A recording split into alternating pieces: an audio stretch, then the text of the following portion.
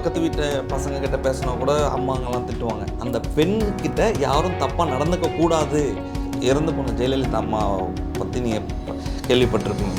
இப்போ நீங்கள் வந்து ஜீனும் ஷர்ட்டும் போட்டிருக்கீங்க. அந்த 25 இயர்ஸுக்கு முன்னாடி ஓலா ரைடில் கூட ஏதோ சம்திங்லாம் நடந்தது.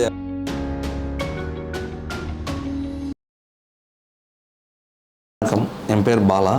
நான் டிசிஎஸில் ஒர்க் பண்ணிகிட்ருக்கேன். இதுதான் என்னோடய இன்ட்ரொடக்ஷன். உங்களை பற்றி சொல்லுங்கள். நான் ஸ்ருதி, காலேஜ் ஸ்டூடெண்ட்டாக இருக்கேன். ஓகே. சினி ஃபீல்டில் கொஞ்சம் ட்ரை பண்ணிட்டுருக்கேன். என்ன டிபார்ட்மெண்ட்டு? லா படிச்சுட்டு. லா. ஓ, சூப்பர்மா. லாஸ்ட் 25 இயர்ஸில் விமன்ஸோட க்ரோத் பற்றி நீங்கள் சொல்லுங்கள். ரொம்ப நிறையவே இருக்குமா. ஏன் அப்படின்னா, நான் அதை வந்து எக்ஸாம்பிள் உங்ககிட்டே வந்து சொல்கிறேன். இப்போ நீங்கள் வந்து ஜீனும் ஷர்ட்டும் போட்டிருக்கீங்க. அந்த 25 இயர்ஸுக்கு முன்னாடி அந்த ஒரு பாகுபாடு இருக்கு இல்லையா, அது நீங்கள் உணர்றீங்கல்ல. ஏன்னா உங்கள் அம்மாக்கிட்டே நீங்கள் கேட்டு பாருங்கள், இந்த மாதிரி மாடர்ன் ட்ரெஸ்லாம் நீங்கள் அந்த டைமில் போட்டிருப்பீங்களா அப்படின்ட்டு. இது நான் ஜஸ்ட் எக்ஸாம்பிள் தான் சொல்கிறேன். இது வந்து லைக் எப்படி ட்ரெஸ்ஸஸில் மட்டும் இல்லை, அந்த டைம்லலாம் வந்து பெண்கள் வந்து லைக் வயசுக்கு வந்த உடனே நிறைய வெளியில் வர மாட்டாங்க, கல்யாணம் ஆன உடனே வெளியில் வர மாட்டாங்க. ஸோ அதெல்லாம் தாண்டி இப்போது அவங்களுக்குன்னு ஒரு தனி ஒரு இடம் கொடுத்துருக்காங்க சொசைட்டி. ஏன் அந்த சொசைட்டி கொடுத்துருக்கிறத தாண்டி அவங்களுக்கு அந்த ஒரு தைரியம் இருக்குது, அந்த தன்னம்பிக்கை தைரியம் இருக்கிறதுனால தான் அவங்க வராங்க. ஸோ அந்த க்ரோத் வைஸ் வந்து நான் வந்து ரொம்பவே நிறையவே பார்க்குறேன் இந்த 25 இயர்ஸில். இப்போ மென்ஸ் வந்து விமன்ஸ்க்கு நல்லா சப்போர்ட் பண்ணுறீங்களா? அந்த சப்போர்ட் பற்றி நீங்கள் என்ன? அது வந்து நிறையவே இருக்குன்னு நம்ம நான் நினைக்கிறேன். இப்போது கரண்ட் எக்ஸாம்பிள் வந்து பார்த்திங்கன்னா, அந்த ரேப்பிடோ, யூபர், ஓலாலெல்லாம் முன்னெல்லாம் வந்து அந்த ஓலா ரைடில் கூட ஏதோ சம்திங்லாம் நடந்தது அப்படின்ற மாதிரி போய் தாண்டி இப்போது என் கூட ஒர்க் பண்ணுறவங்களே வந்து எங்களுக்கு வந்து ஏதோ ஒரு டைம் தான் கேப் இருக்கும். இது பிக்கப் அண்ட் ட்ராப் முன்னாடி ரெண்டுமே இருந்தது. இப்போ வந்து ஒன்லி ட்ராப் இல்லைனா ஒன்லி பிக்கப் அந்த மாதிரி மட்டும்தான் கேப் ஃபெசிலிட்டி கொடுக்குறாங்க எங்கள் ஆஃபீஸில். அவங்க வந்துட்டு சொல்லுவாங்க, சார் நான் ரேப்பிடோ போட்டிருக்கேன், கிளம்பிடுவேன் அப்படின்னு சொல்கிறாங்க. அப்போ ரேப்பிடோ போட்டு போனால் இப்போ அதுக்கப்புறம் தான் எனக்கே தெரியும், அந்த ரேப்பிடோவில் வந்து ஜென்ட்ஸ் தான் ஓட்டிகிட்டு போகிறாங்க, பட் ஆனால் இவங்க லேடி போகிறாங்க. ஸோ இப்போ அது ஒரு நம்பிக்கை தானே. அது அந்த ஒரு மேல் சப்போர்ட் வந்து இல்லாமல் அது நடக்காதுல்ல. அந்த காலத்தில் வந்து நம்ம லைக் எப்படின்னா, பக்கத்து வீட்டு பசங்க கிட்ட பேசினா கூட அம்மாங்கெல்லாம் திட்டுவாங்க. அம்மா பேசாத, நீ வீட்லேயே இரு, எதுக்கு யார்கிட்ட எல்லாமே எதுக்கு நீ பேசுகிற, அந்த மாதிரின்றதை தாண்டி இப்போது அவங்களுக்கு ஒரு நம்பிக்கை வந்திருக்கு இல்லையா, அது வந்து ஒரு பெரிய சப்போர்ட்டாக தான் நான் பார்க்குறேன். ஃபெமினிசம்ன்ற வேர்டை வந்து தப்பாக ஃபீல் பண்ணுறாங்க, அது தப்பாக ப்ரோட்ரேட் பண்ணுறாங்க, அதை பற்றி நீங்கள் என்ன நினைக்கிறீங்க? கரெக்ட்மா. என்னென்னா, இப்போ நம்ம படங்கள்லாம் பார்க்குற பழக்கம் இருக்கு இல்லையா உங்களுக்கு. இப்போ ஒரு படத்தில் வந்து நயன்தாரா வந்து சொல்லியிருப்பாங்க, ஒரு பெண் வந்து ஒரு இடத்துல திமிராவும் இதுவும் லைக் எப்படி சொல்கிறது, திமிராவும் கர்வமும் நடக்கிறதுக்கு காரணம் என்ன சொல்லுவாங்கன்னா, அந்த பெண்ணுக்கிட்ட யாரும் தப்பாக நடந்துக்க கூடாது அப்படின்ற ஒரு அது வந்து அவங்களுக்கு சுற்றி அவங்களே போட்டுக்கிற ஒரு பாதுகாப்பு ஓட்டம்.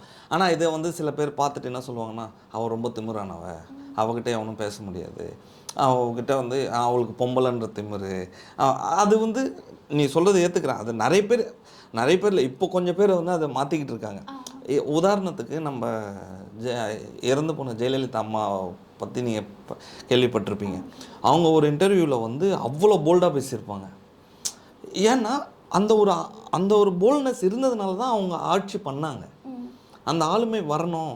ஆனால் அதை வந்து அவங்கள ஃபேஸ் பண்ணுறதுக்கு தைரியம் இல்லாதவங்க தான் வந்து இவங்கள வந்து ஃபெமினிசம்ன்ற வேர்டை வச்சு அவங்கள பிளாக் பண்ணுவாங்க, என்னை பொறுத்த வரைக்கும்.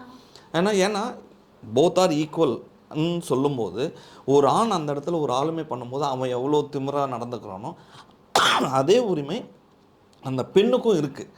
ஏன்னா போத் ஆர் ஈக்குவல்ன்றதுனால அது ரெண்டு பேருமே வந்து சரிசமமாக தான் பார்க்கணும். அதை புரிஞ்சுக்கிட்டாங்கன்னா அந்த ஃபெமினிசம்ன்ற ஒரு வேர்டே இருக்காது ஃபர்தராக. அதுதான். சரிம்மா, இப்போது ஒரு அந்த ஜெண்டர் டிஸ்கிரிமினேஷன் லைக் வந்து பொண்ணுங்க இதுதான் பண்ணணும், இதுதான் பண்ணக்கூடாதுன்றது உங்கள் லைஃப்பில் நீங்கள் தான் ஃபேஸ் பண்ணியிருக்கீங்களா? எங்கள் லைஃப்பில் ரிலேட்டிவ் சைட்ஸ் தான் மோஸ்ட்லி வரும். ஓகே. நாங்கள் இப்போ ஒரு பிக் எடுத்து இன்ஸ்டாவில் போட்டாலே எங்கள் வீட்டில் கேர்ள்ஸ் நீங்கள் இது போடக்கூடாது, கேர்ள்ஸ் நீங்கள் படிக்க மட்டும்தான் செய்யணும், ஸ்டடீஸ் முக்கியம். ஆனால் அது அவங்க சன் வந்து வ்ளாக் பண்ணுறாங்க நிறையா. அதான் புரியுது. ஜென்ஸ் அவங்க வீட்டு மேல் சைல்டு வந்து அவங்க vlog பண்ணுறது, அதை வீடியோ எடுத்து போடுறது, ரீல்ஸ் பண்ணுறது, அதெல்லாம் பண்ணுறதுக்கு அவங்க அலோவ் பண்ணுறாங்க. பட் நாங்கள் ஜஸ்ட் ஃபோட்டோ மட்டும் எடுத்து ப்ரைவசியாக வச்சுக்கிட்டாலுமே நீங்கள் அதை பண்ணக்கூடாது, படிக்கிற வேலை மட்டும் தான் பண்ணணும். அது ரொம்ப ஸ்ட்ரிக்டாக பண்ணிகிட்ருக்காங்க. அது கொஞ்சம் அவாய்ட் பண்ணணும். ஆமாம், கரெக்ட். அது நீங்கள் சொல்கிறது கரெக்டு தான். அது ஏன் சொல்கிறாங்கன்றதுக்கு ஒரு காரணம் நான் சொல்லிடுறேன்.